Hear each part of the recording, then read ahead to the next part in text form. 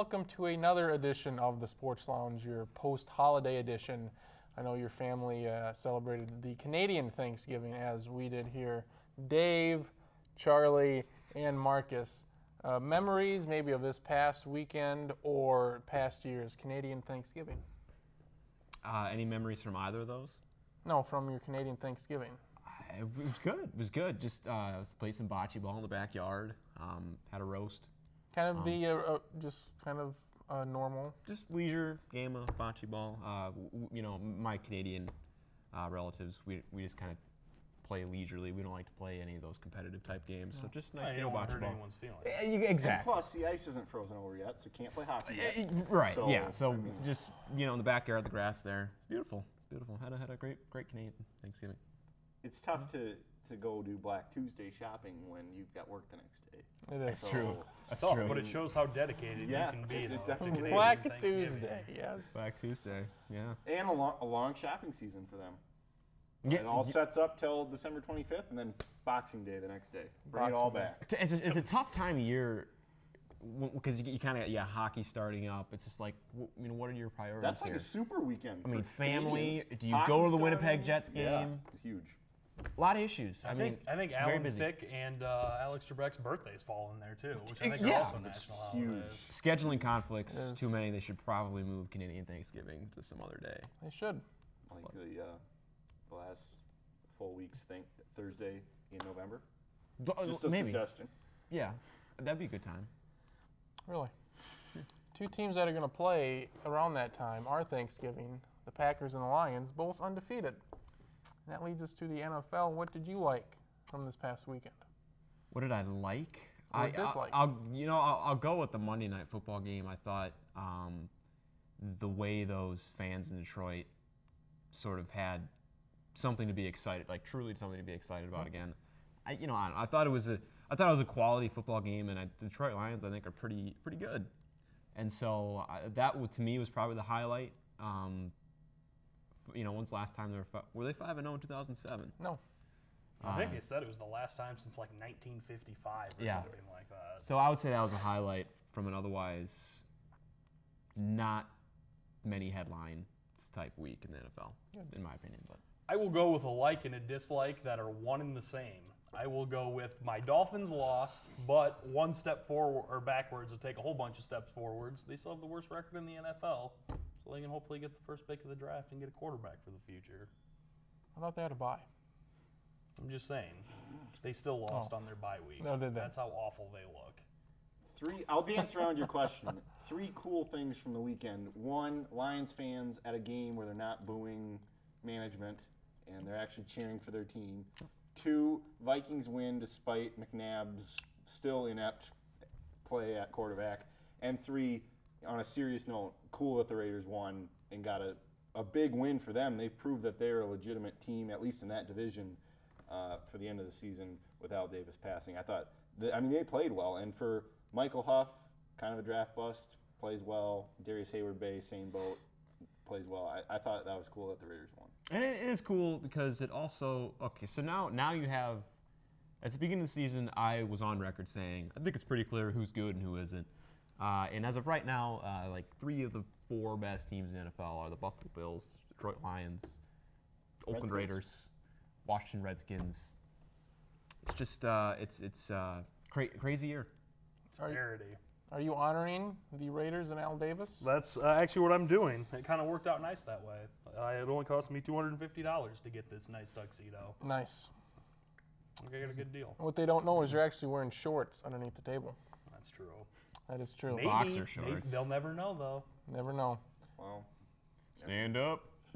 Al Davis died. Steve Jobs died. Who's number 3? It already happened. Dead Coyote. Oh, really? On the billboard. Oh. He's the third. He's the third, old Rusty the Coyote. And thank goodness that it's not another human being, because Because we're running short. We're running short on people. You think so? Well, there's only 7 cultural billion. icons. No, yeah, I'm glad that the third was just a coyote. I think that was good. I couldn't have taken if Bob Saget died, I couldn't have taken that. It's not Too much of a blow. He's funny. Well, and what do we have to, for the future to look forward to? I can't think of any like celebrity icons other than some athletes that are roughly our age. I mean, I'm just not comfortable with the future celebrity of the United States. It's unfortunate, yeah. I'm not. No. Well, I'm sorry you feel that way. I just don't. I mean, I should preface Taylor this Swift, with I don't maybe? really I care don't know. either, but she doesn't seem like she's. Who? Taylor Swift. She doesn't seem like she's messing around. How about she eats? is that a question or No, I'm telling her. Directly, you eat food now. You go eat food? you eat that food. Well, she's Canadian, isn't she? So she probably had a nice big dinner. Indian.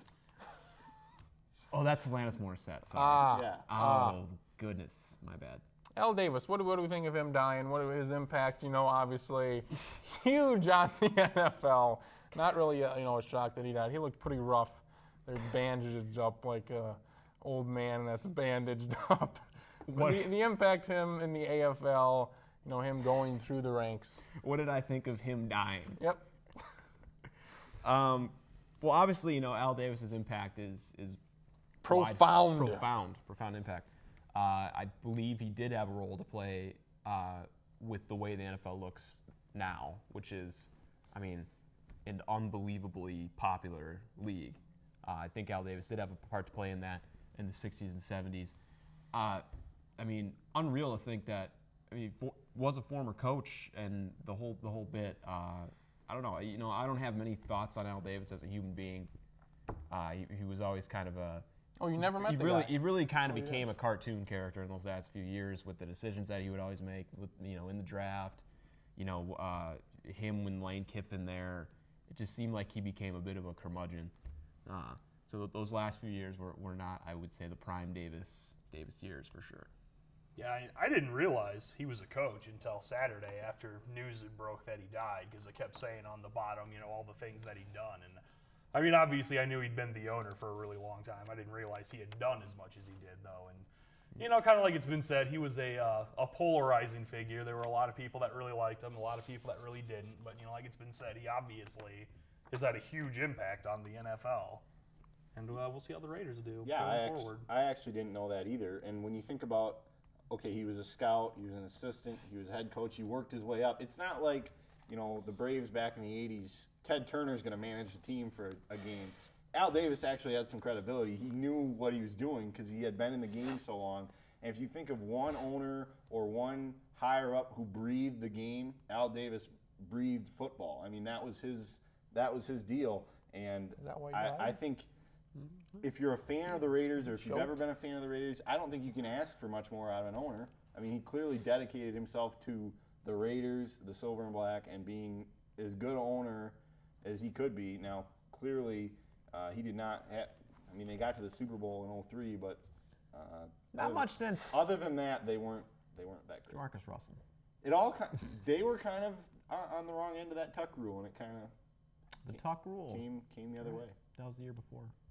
Yeah. The Super Bowl. How do you think the Raiders change now with him out? John Madden, general manager. Ooh. Think about it. Brett Favre coming back. If John Madden gave up on broadcasting, he's given up on everything. Even life. Is he the next? He is like 75. He's pretty old to do the GM trick. Also, Head coach, maybe. I don't know. I have no idea. I'll say this: without Al Davis, and I'm trying to be serious and not just be a smart aleck. I think the coaches can feel like they have a little bit more job security there now, and not kind of be on this 1 year at a time. Of all the coaches that Al Davis towards the end gave a lot of rope to, he gave Tom Cable a lot of Cable? Tom Cable? Tom Cable, a lot of cable or rope? Cable? He gave him a lot of room. Okay. Like with rope, or did he rope off a lot of room? Whichever way. They He gave him roped off a lot of room for him to go ahead and do his own thing. They gave him a big office, basically. Yeah. Right. Trivia question now. Name the last 20 owners to die. Oh my gosh. Not really. Robert Lamar Hunt. What are you going to say, Robert? Kraft's wife. Okay. I would have accepted that. Okay. But we're going to transition before we go to the next segment with college football. little trivia question here. Encore, or what do you want to call it? Part deux. No, I like it. I hate it. Name the last 20 guys to finish second in the Heisman Trophy. Are you serious? This is not meant to go very long. Okay? Out of nowhere. Okay? Speaking of Al right. Davis. Because he drafted many of these. He drafted maybe one of these guys. Maybe- Jamarcus Russell. No. One. Darren McFadden. Ding dong. Yes. Ryan Leaf. I'm sorry, sir. This very good. Charlie Do I have Hildebrand to won. do one more to make sure I win it? If you want to. you Tommy know. Frazier? Not in the Just last give it 20. to him. Yes. Nope. Yes. 16 years ago. Very All good. right, fine. Fine. You're gonna. Yeah. It's. No, not okay. I don't think we've ever had one go that fast. I did not expect this one.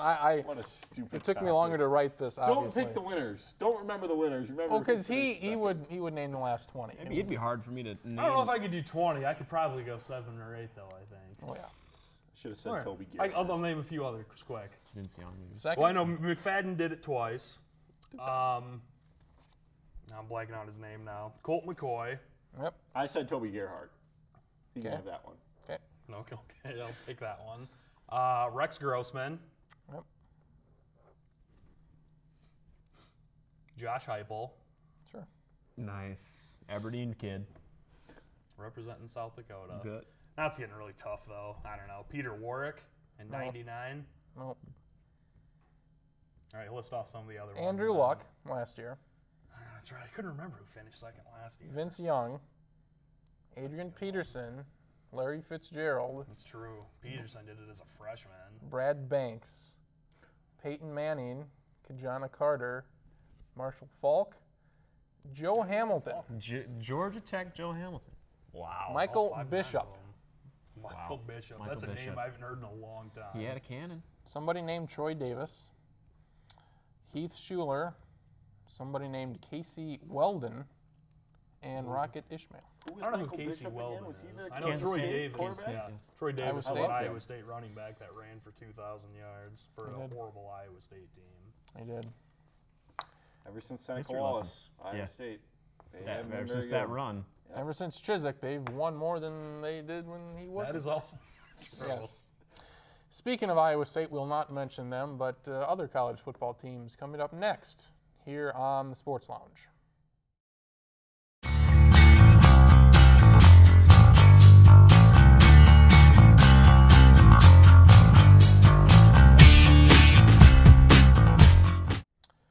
A lot of people thought Texas and Oklahoma would be the game of the week. Well, it was not. Oklahoma ran all over Texas. Go to Charlie now. Does this say more that Texas is a little overrated? I think it does. Quick before that is that they always say that this is one of the best rivalries in college football, and I think it is a good rivalry, but usually the games really aren't that good. Most of them aren't that close. And I think Mac Brown, I mean, he's won a national title. I'm not going to say he's not a good head coach because obviously he is. But his teams, I think, always get overrated because they've only had 4 years where they've lost 1 game or less. Now out of context, that does sound pretty good, and it's still impressive. But every other year, they're kind of 9-3, 10-2, and get upset. And the only 4 years that they've been good were the last 2 years that Vince Young was there, who I think you could make a case for as one of the top 5 college football players in history. And then the last 2 years, Colt McCoy was there, who you could make a case as one of the top 10 or 15 best college football quarterbacks in history. So unless Texas has a transcendent, kind of once-in-a-generation type quarterback, they are typically a 9-3 team that beats the teams they are more talented than and gets upset once and gets slaughtered by teams like Oklahoma, who are equally as talented, but I think are coached better. Well said. Great summation of the Red River Shootout. shootout. I agree that rivalry, the game itself is overrated. Yeah, it's cool that they have it at the Texas State Fair and they sell it out with Oklahoma and Texas fans, but everybody's been to a state fair. People know what state fairs are all about, and there's a football game between 2 powerhouse programs, but the game never really lives up to it. Yeah, if the games were close, it'd be a lot be neater. different, But yeah. it seems like other than 2 or 3 years in the last decade, it's always, oh yeah, this is going to be such a great game, and then Oklahoma wins by 30 or Texas wins by 21, and it was like, oh, Capable, that wasn't that exciting. Capable of being the tilt-a-whirl ends up being kind of the Ferris wheel. Yeah. Yep. Yeah. Good. I like it. Yep. Speaking of the Ferris wheel, Oklahoma, we're getting to the second part of the season now. Do you see Oklahoma State as the only team that has a realistic chance of beating them? I think, I mean, obviously Oklahoma State is going to have a good shot. I believe it's in Stillwater this year. And the only thing that gives me a little reservation about Oklahoma, and now they beat Florida State on the road, but Florida State looks a little overrated now, is that they play so poorly on the road sometimes, and I think they have to play at Kansas State. I think they're obviously much better, but Kansas State's still undefeated. But I still think that in all likelihood that the Oklahoma State game, Oklahoma will be undefeated, and I think the Cowboys from Stillwater could be undefeated as well. Will you go on record right now saying the winner of that game goes to the national title? I will go on record as saying it, and I will say that they don't have a Big 12 title game anymore, but they still will, because that game will be for the Big 12 championship. I will go on record saying that Oklahoma finishes the year undefeated. Okay. The regular season. Wow. Preseason #1 team finishes And undefeated. Yeah. Unbelievable. And the one slip-up game for them is going to be Kansas State if they were to lose. I don't see them losing, but that's the one. I don't see Oklahoma State as being the slippery game for them.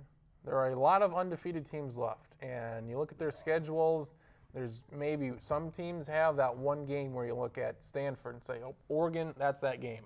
That's their season right there. If they can win that, they'll probably go undefeated. You look at Wisconsin, you look at, are they going to lose to anybody? You posed the question a couple weeks ago. True or false, is Wisconsin going to go undefeated? I said false. I don't know about that. I think their comparison to Stanford's good. I don't think they have anyone left as good as Oregon. I think Oregon's, try to put this in terms of school grades, I think Oregon's an A team they have left. I don't think Wisconsin plays any more A teams, but I think they play, 3 or 4 B minus teams that if they're not clicking, they potentially could lose, but it's looking like it's going to be tough for any Big Ten team to stop the Badgers. If Wisconsin doesn't study for that test, they will fail. Well said. They won't beat B minus. They'll get less than a B minus. They will get an F because they won't win. Does this go back to the Indiana State? Indiana Teachers College, yeah. Teachers College of Indiana. Yeah, Does that go back to that? Rulers. The rulers, they race you on the defensive end.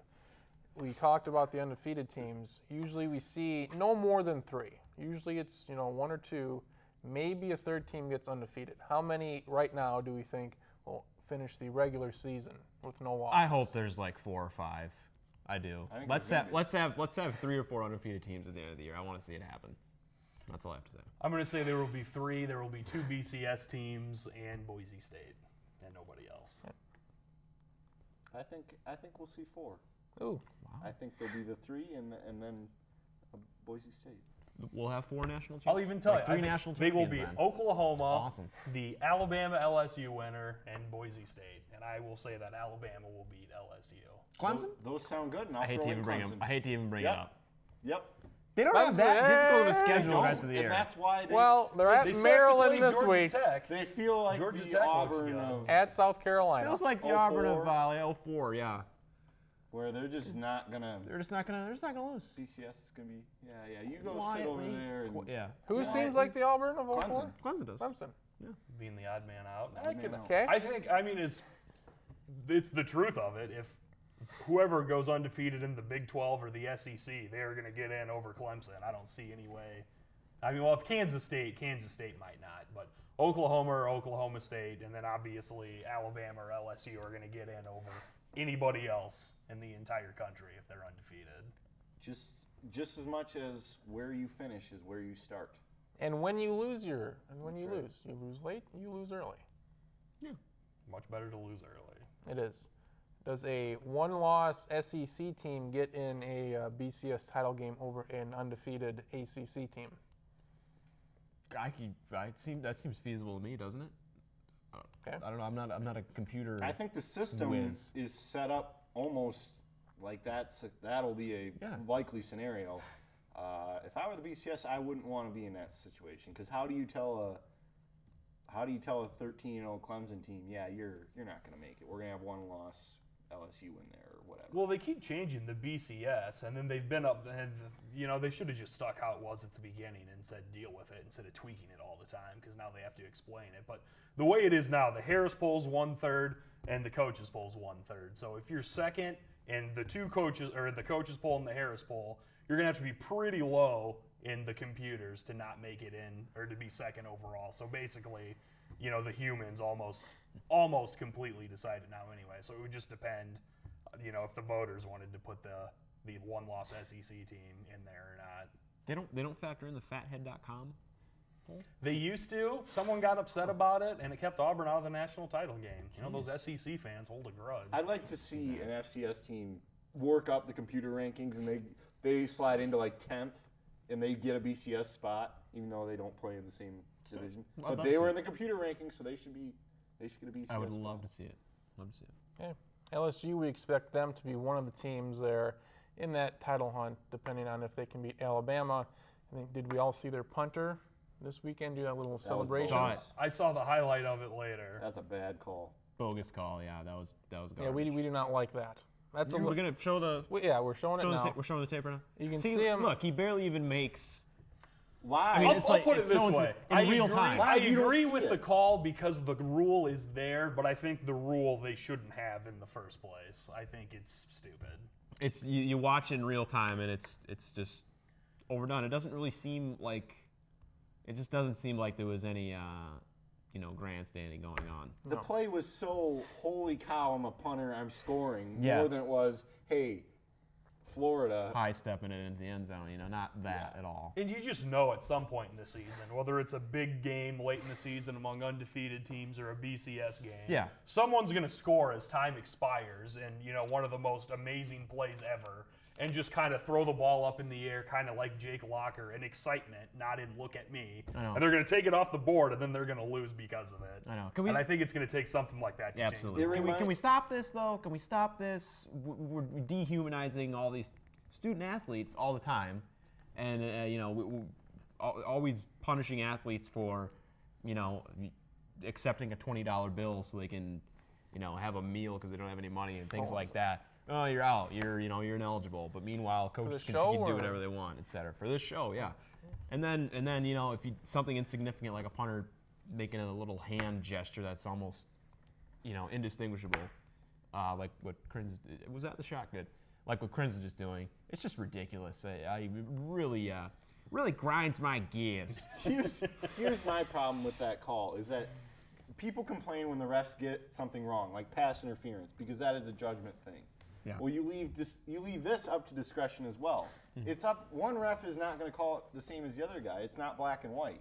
And it reminded me a lot of last year during the bowl season when Syracuse and Kansas State. That one was really bad. That was bad. Yeah. Well, I mean, there was some military presence there. It was I don't remember if it was the Stadium. military game or they were just honoring troops or what. And then he saluted to the troops. Yeah. Now, I mean, it wasn't like he saluted to some other guy and made some, obscene gesture. It's completely foolish, and if I'm a head judge of a refereeing crew and somebody throws a flag on that, I say no. But I understand. Well, it's in the rule. You gotta, we go by the book. But that would have irked me to no end. That would have been funny if those rules were back in the late 90s with the Broncos. Every time Terrell Davis goes like that. Yeah. Nah, flag. Take Stupid. the touchdown off the Stupid. board. And, it's one thing to take a pylon and, putt a football, like with Ochocinco, but this is entirely different, completely more subdued, not choreographed at all. It's not. I've always thought if it's a genuine celebration of emotion, of you being excited, and you're not Like if you get black doing jerseys, something you should go derogatory nuts. towards somebody else, then I don't see what the problem with it is. I agree. Coming up next here on the Sports Lounge, we're going to talk about the Moose Lounge. Please don't miss that.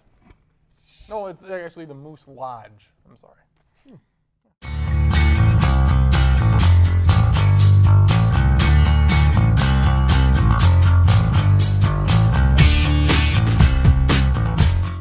South Dakota State football won a game this past weekend. They are 2-4 on the season. They had a 35-28 victory in conference, no less. They now face number 2 Northern Iowa this weekend in Brookings. A tough matchup, no doubt. I would say that condescending. That was hilarious. UNI is a little bit better than Youngstown State is, according to the records and the rankings. Racist. Well, they are number 2 in the country, Yeah. both polls. Who's number 1? That'd be Georgia Who's number 1 in the Southern. BCS of Southern the right now? And FCS? NDSU is what, 4 or 4 or 5. something like that. So, needless to say, a tough stretch that I think is either going to effectively, pound the dirt into the grave, or leave a little bit of room for error. But You're going to really hate this, Travis. UNI's only lost once, and it was to Iowa State. I know. So there's the Iowa State mention. Thank you. Thank you. nice. Well, it showed signs of a team that is maybe not entirely forgettable, I guess is the word I would use. They're racking up. I mean, they're finding a way to rack up some total yardage. And Sumner's passing for quite a few yards, 300 yard passing performances past 2 weeks. But I just think, Northern Iowa is really good. They're even better than they were last year. And of course, SDSU lost that game last year too. I don't see SDSU beating a number 2 team. Not this year, not this week. Can I overreact? Yes.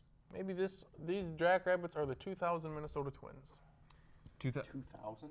Yes. 2000? Where they go, they win 3 games, but this is the start of the people going. Not 2001, because they had a winning record in 01. And they're not going to have a winning record this year. And this is the start of something big, with Sumner having 345, 4 touchdowns. Rollin, the offensive player of the week in the conference. And then they do all right next year, and then 2 years from now, And Sumner's a junior. They'll go to the ALDS. They'll beat a team that has a movie based and a book based off of They it. will. It's crazy. The Shakir Bell story. It's It's like Michael Orr, except the opposite. like He's not rich. the blind side. No. You've got a team that has not thrown an interception this season. They are second in red zone efficiency. They are second in turnover margin. This is a number that you will love, Travis. 65-5 since 01 when they hold teams under 20 points. And they have held the last 3 conference opponents under 20 under 10, I think, this season. So I think Tyrell Rennie, Carlos Anderson's going to be back. These are guys that carved up SDSU a year ago in Cedar Falls. And when you take into account that SDSU has not stopped the run very well up until last week, I don't like SDSU's chances. I won't rule them out because there's something fishy about this matchup. You get that sense there, Charlie? I'll say this much. Win or lose, it kind of is. It's looked like over the past 2 weeks, I mean, even with the loss at Indiana State, they're it looks like they're more in tune offensively. So they might lose. They, might lose badly, but it at least looks like they're going to at least be entertaining about it. And I think, when push comes to shove, football's about entertainment. You obviously want your team to win, but if they don't, then at least they're putting up passing yards and they're moving the chains at times. So. And this program in the recent history has had this tendency to start slow and then win a game and then be like, this winning thing is kind of fun, Kind of cool. and that can drive them for like a month, 5-6 weeks. It happened in 09. It happened in, I think, like even 07. They started 0-3 and finished with a winning record 7-4. there. So recent past history shows that maybe they are capable, but I think, I look at that schedule and it's still difficult to see wins, and especially the next 2 weeks. Next 3 weeks, there is not a game where you could say they can outplay a team and outscore a team, which is what it takes to win a game. I always like to give a Herb Street style pick before the game. I think this will be a very exciting game. Now, it may involve you and I getting 45 points, but it's going to be an exciting game. I think both teams put up a lot of points in this game. Just a hunch. Yeah, I think it'll be fairly high scoring. Now, I think, like you said, it could be that UNI scores 45 and South Dakota State might only get, 24 or 28. But I think there will probably be a lot of points on the board. Cosign. If you were at the Chris Mangan wedding, which I doubt you were. I was. You were. What? You're an honorary member of some club? The Moose Lodge. How'd that happen? Here. The wedding, the whole lodge place was kind of split in half. They had the reception on this side, and only the Moose Club members could go in on this side. And I wanted to watch Nebraska and Ohio State play, so I was, there's a big door that says only members and employees can enter. And I was like, oh, whatever, screw you guys. And opened the door, went in and sat down. And so he's like, oh, you can't be in here. You're not a member. And I was like, no, it's okay. I'm watching this game, and I'm writing a story about it. I work for the press. And then she asked me for my press pass, and I explained to her that I wouldn't need a press pass because I'm not at the game. And she didn't like it, and I kind of kept going back in there until they said that I could do it. They were sick of kicking me out. So I'm an honorary Moose Lodge member up here now. And wearing the same suit Yeah. for the show. Yeah. Crazy. Somehow I got all the vomit out of So it. I what don't know. what does being an honorary Moose Lodge member get you? Obviously, there's got to be some perks. I think it means that I can go in there and they don't kick me out. I guess that's something. I'm not going to condone this, but I'll go ahead and say it was a wedding. I was fairly intoxicated. I remember everything. I don't remember all the little details though. But You're a big picture guy. the guy was nice that I talked to. I made friends with the guy with the huge beard. I think his name was Steve. Apparently, it's okay to maybe get intoxicated in the Red Sox clubhouse. We don't know how much they drank. Coming up next, we'll talk about the Red Sox and have another trivia question coming up next.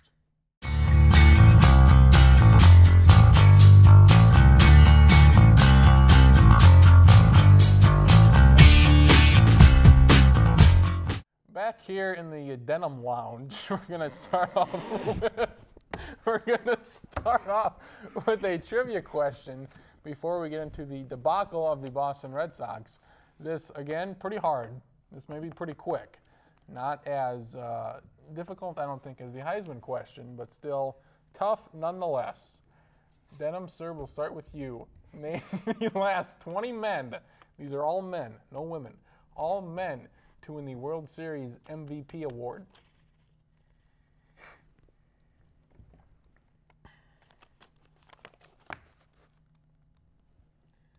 Cody Ross. No. Last year? It No. wasn't Cody Ross? It was not. I actually thought it was.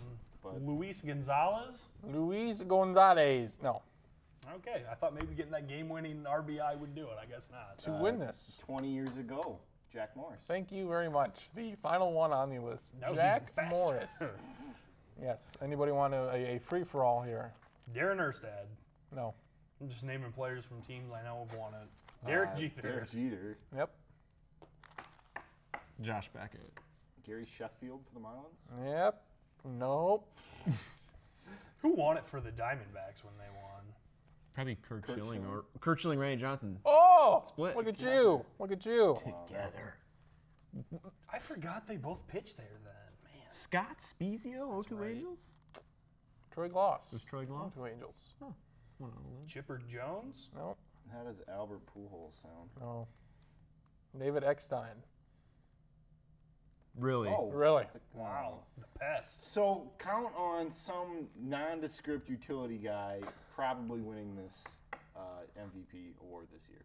Renteria last year. Renteria. Ortiz or Ramirez? No. Ramirez, yes.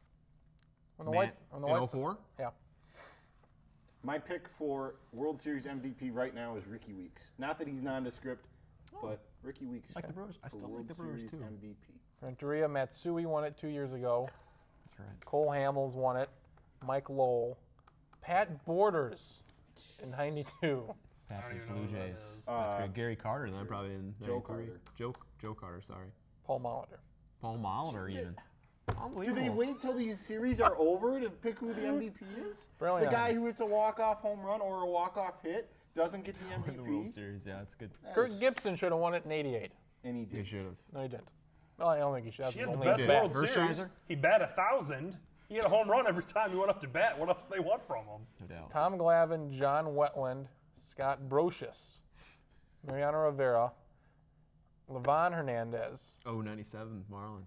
Jermaine Dye won it when White Sox. the White Sox won it there in 05. Well, I'm glad I got the Jack Morris one right. Yes, you did. You were 20 years. Yeah. It's a good thing we both won. It turns out you have to wear a denim shirt if you don't win any of the trivia games. Truth. And if you don't win games and you don't make the playoffs, you don't keep your job apparently in Boston. Terry Francona fired. Theo Epstein now with the Cubs. Apparently John Lackey, Beckett, and Lester, they were all pounding back something. Pabst, Pabst, PBR, little PBRs. The finest money can buy with some chicken and some video games. And I would assume, I will guess that these are not the only guys on any team that has ever done this. Well, Wakefield, he's out there busting his hump, throwing knucklers, and those Throwing guys, 63 and every those time. guys are in the clubhouse, chicken and beer. Wakefield. Eating cherry chocolates and reading movie magazines. Mid-game, Francona's like, where's John Lester, Josh Beckett, and what's the name of the Clay Buchholz? What are they doing back? And then he goes in the clubhouse, and they're like, what are you guys doing? Go away! We're playing Call of Duty. Leave us alone. They got all I'm not pitching today. They got all the lights off in the clubhouse. In Playing the dark. laser tag. Yeah. That would make it even better. Well, there was a story in the Boston Globe that really, I think, completely threw Francona under the bus, and it didn't really seem like it didn't seem like that was a valid route of going about things. Francona had a really rough year just in his personal life. He's got a kid in Afghanistan, with divorce and the whole thing, living out of a hotel. It's like, I feel like if there was a time for a leave of absence, that was maybe the time. But it makes sense though. The Red Sox were a mess those last 5 weeks, Well, and for it to come out that, Yeah. well, here's what's going on. Now that 9-game collapse seems like, well, gee, I'm surprised they didn't lose more games. Exactly. I believe- It just makes you wonder what's going on in the Twins clubhouse the last 3 months of the year. Old Revere was getting some high C, and old Dinkelman was sucking on some Go-Gurts. And meanwhile, Mauer is in the Chugging, he's chugging whole milk, not even 2%. He's chugging whole milk. Not healthy for a catcher to drink. He blew a .19 dairy. Well, at least he's getting his calcium intake, so we can get rid of that. That's like illegal weakness. in vegan states to have dairy content that Of high. over 1-0. Over 0.1, you're screwed. This was the same Boston team, some of the same guys that were doing shots in those 04 playoffs. You win, big old shot. That's fine. You lose, take some shots. Have Johnny Damon walking around like the cavemen. It's ridiculous. Kevin Millar back there probably just taking like wild turkey or something and being like, This is idiots. all about winning. I would, other guys do this, and it's because they lost. yeah, if the Red Sox win, it's just It's like, not. It's a non-story. because they're living up to the Kevin Millar philosophy of going about business, which is came up with the old "we're idiots" thing. They're just living up to the credo, and because position players don't want to win games all of a sudden, that's our fault, even though they pretty much completely fell off the map the last month of the year. I think combined they had like a 7 ERA last 3 weeks. So It turns out that people don't like idiots if they're not winning games. turns out, who'd have thought that fried chicken, video games, beer, not good. It's awkward to think about today's ball players just throwing them back like it's the 1940s, 50s. I can see it. I don't see I it. can see it. I don't see I can see it, but I wonder if that goes on. Like, I wonder how common that is, because I know in a lot of clubhouses ban alcohol. Well, you remember when, 06, right? The Twins made the playoffs, and then Torrey Hunter was going to send champagne to the Royals for knocking out. That's right. When was that? Where he was going to send some. That was 06, yeah. 06. Yeah. That was, and then the MLB's like, if you do that, you'll be suspended forever. So he didn't do it. He didn't do it. He didn't do it. The No Fun League, as the MLB's known. Yeah. It is. Major League buzzkill. Okay. Something I want to end on, get your reaction to this tweet that I found. It says that the ESPN genius is training its fans to trust the messenger, not the message. Most fans believe what they're told, not what they see with their own eyes. Is there a lot of truth to that or not? I think there is some truth to the believing the messenger part, because there was something a couple weeks ago where Adam Schefter, not that he's a bad guy and he does his own fair share of reporting, but he was reporting something about the NFL lockout that was already kind of common knowledge 3 days ago, and he was kind of passing it on as breaking news on ESPN. And it's kind of pathetic when you think about that ESPN, not that they're the only ones who do it, but they don't acknowledge that there are other legitimate, in this case, football reporting places like Yahoo, like Pro Football Talk, like SI. Bleacher Report. The John Wooden of journalists. The Bleacher Report. The thing with the breaking news, the two things I hate the most is A, they show it for 12 hours. After half an hour, it's not breaking news anymore. I really don't like it. I agree too. That breaking news part is typically not really that breaking, and it's typically not something that ESPN breaks. It's typically broken by other hardworking people. Yeah, I really hate that too. Also, when there are like 6 other places report that something happens, and then ESPN says it's official. We are reporting this. Yeah. Now it is fact, and that also really annoys me. And ESPN, I think, has drafted a policy now that their reporters are not allowed to tweet something first. It has to go on SportsCenter. It has to be on their other outlets before you can tweet it as the breaking news or whatever. I think that's something they're working on trying to do. It's pretty crazy. Like confirming stuff before it happened? Like confirming stuff to be truth? If you're going to break a story, you got to break it on TV. You know, then don't or online or something. You know, because I'm sure they're suffering. Right. Well, I mean, because Twitter, that's not. Yeah, that's not going to catch on. So probably shouldn't. Yeah. Like I Walmart. don't even know what a Twitter is. You need to get on that. It's a bird, isn't it? I don't think I will. I think Facebook's enough for me. Facebook's dying. Facebook. That's a bird too, isn't it? Yeah, I think so. I think it's found in lower South America. Yeah, something like endangered now. It's like Honduras. Like state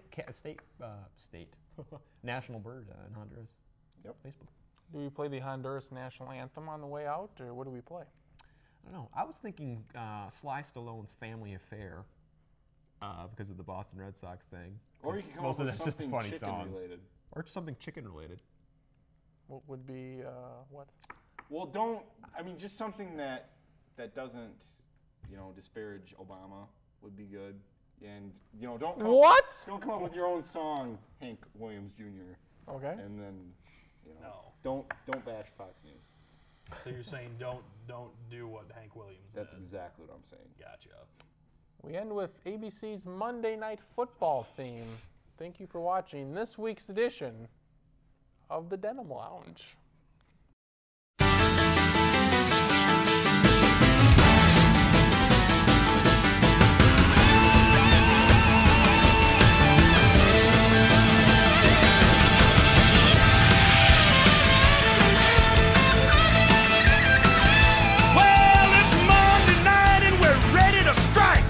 Special forces are in full flight. We're coming by air and on the ground. Monday Night Football's taking over the town. We gotta get ready. We gotta get right. It's gonna be a battle in the NFL tonight. So get ready. I mean, get ready. Are you ready for some football? A Monday night invasion. Yeah, this is rockin' with a special alert for the nation.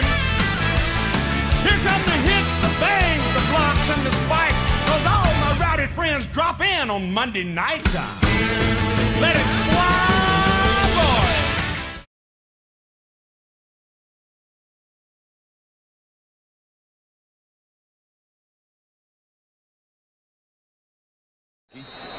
Well, yeah.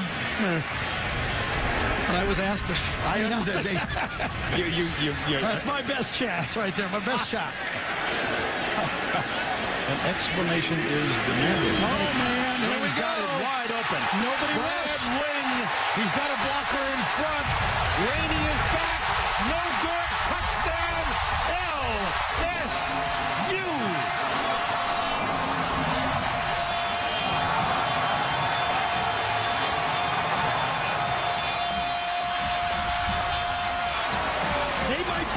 Back because of celebrating into the end zone.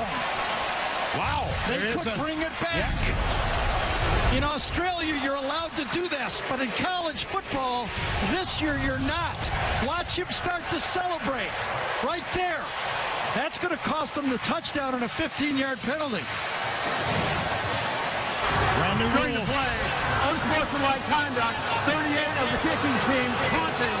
The 15-yard penalty is enforced from the spot of the foul. It's a brand new rule this year. It's the first time we've seen it enforced. And here's the penalty. If the penalty occurs before the play is dead, it's ruled a live ball foul. The penalty enforced from the spot where the player's feet are at the beginning of the act. Let me say, I'm not totally in favor of this rule, but if you have the rule, that's a penalty. They're going to call that. Okay, that's the way it is. The coaches wanted this rule.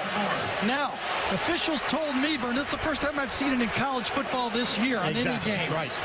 That it's supposed to be an egregious call to stop it. Now, last year, that would have been a touchdown, and the 15 yards would have been tacked on the kickoff.